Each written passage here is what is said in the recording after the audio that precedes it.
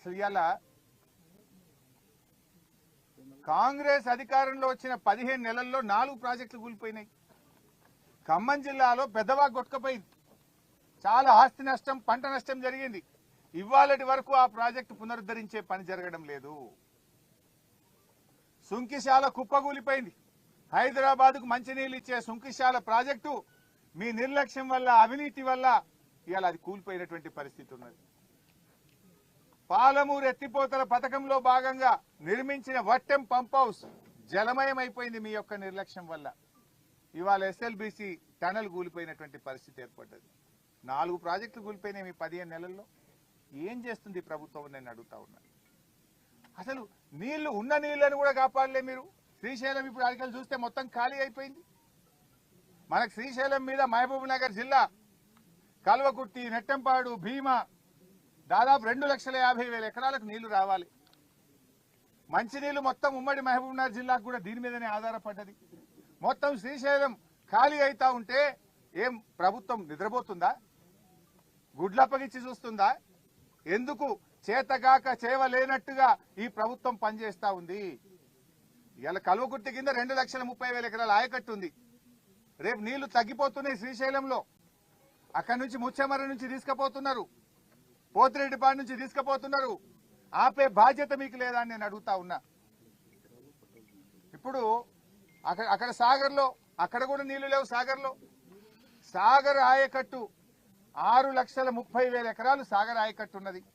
2,50,000 ఎకరాలు మహబూబ్ నగర్ లో ఉన్నది. దాదాపు 10 లక్షల ఎకరాల ఆయకట్టు ఉన్నది. అటు సాగర్ నీళ్లు కుడికాలువకి వెళ్ళి ఆంధ్రప్రదేశ్ తీసుకుపోతున్నారు. ఇటు రాయలసీమకు పోతిరెడ్డిపాడికి వెళ్ళి తీసుకుపోతుంటే కేఆర్ఎంబీతో మాట్లాడడమో, కేంద్ర జలవనరుల మంత్రితో మాట్లాడి ఆపే బాధ్యత మీకు లేదా? బీఆర్ఎస్ పార్టీ ముళ్ళు గట్టబట్టి పొడిస్తే తప్ప ఈ ప్రభుత్వం నిద్రలేస్తలేదు. ఒక్కసారి కాదు, మీరు చూశారు. మొదటి కేఆర్ఎంబీ మీటింగ్ లోనే మన ప్రాజెక్టులన్నీ కూడా కేఆర్ఎంబీకి అప్పగిస్తూ ఆ రోజు ఒప్పుకొని వచ్చిండ్రు. వెంటనే మా నాయకుడు కేసీఆర్ స్పందించి 10 ఏళ్లు మేము అప్పచెప్పలేదు, సెక్షన్ 3 కింద కృష్ణా నదీ జలాల పంపిణీ అయ్యే వరకు ప్రాజెక్టులు ఇవ్వమని చెప్పినాం, నువ్వు ఎట్లా ఇస్తావు అని కేసీఆర్ గర్జిస్తే అప్పుడు మేల్కొని అసెంబ్లీ పెట్టి లేలే మేము ప్రాజెక్టులు ఇవ్వం, మేము వాపస్ తీసుకుంటున్నాము అని అసెంబ్లీలో ఏకగ్రీవ తీర్మానం చేసిండ్రు. ఎప్పుడు కేసీఆర్ గర్జిస్తే మీరు తీర్మానం చేసిండ్రు. రెండవది, చంద్రబాబు నాయుడు గారు గోదావరి నీళ్లను ఆంధ్రాకు తీసుకుపోయే ప్రయత్నం చేస్తా ఉన్నాడు. ఆయన గోదావరి బంకచెర్ల లింకు పెట్టి 150 టీఎంసీల రిజర్వాయర్ కట్టి ఉన్న గోదావరి నీళ్లను కూడా ఆంధ్ర తీసుకుపోతుంటే కూడా ఈ ప్రభుత్వం నిద్రపోయింది. ఆ రోజు నేను ప్రెస్ మీట్ పెట్టి ఏం చేస్తున్నారు, ఆయన 2 సార్లు నిర్మలా సీతారామన్ గారికి ఉత్తరం రాసిండు, బడ్జెట్ లో నిధులు పెట్టిండు, ప్రణాళికలు తయారు చేసి ముందుకు పోతా ఉంటే కనీసం అపోజ్ చేసే బాధ్యత మీకు లేదా అని చెప్పి మేము ప్రశ్నిస్తే అప్పుడు బ్యాక్ డేట్ వేసి 3 రోజుల కింద డేట్ వేసి ఉత్తరం రాసిండు. ఇదే ఉత్తమ్ కుమార్ రెడ్డి గారు. 3 రోజుల కింద డేట్ వేస్తావా నువ్వు? నిజంగా 3 రోజుల కింద ఉత్తరం రాస్తే అదే రోజు ఉత్తరం ప్రెస్ కు రిలీజ్ చేయాలి కదా. నేను ప్రెస్ మీట్ పెట్టినాక 2 గంటలకు ఆదరబాదరగా ప్రెస్ మీట్ పెట్టి బ్యాక్ డేట్ వేసి లేలే ఈ ప్రాజెక్ట్ మేము అపోజ్ చేస్తున్నామని అప్పుడు ఉత్తరం రాసిండు ఈ ఉత్తమ్ కుమార్ రెడ్డి. అంటే రాష్ట్ర ప్రయోజనాలు మీకు పట్టవు, మీకు ఆపస్ల కొట్లాటున్నది, కుర్చీల కొట్లాటున్నది. మూడవది, మొన్న కృష్ణా జలాలు ఉన్న నీళ్ళని కుడికాలువ ద్వారా రోజు 10,000 టీఎంసీలు పోతున్నాయి, 10,000 క్యూసెక్కులు రోజు పోతా ఉన్నాయి కుడికాలువతోని. అటు రాయలసీమ తీసుకుపోతున్నారు.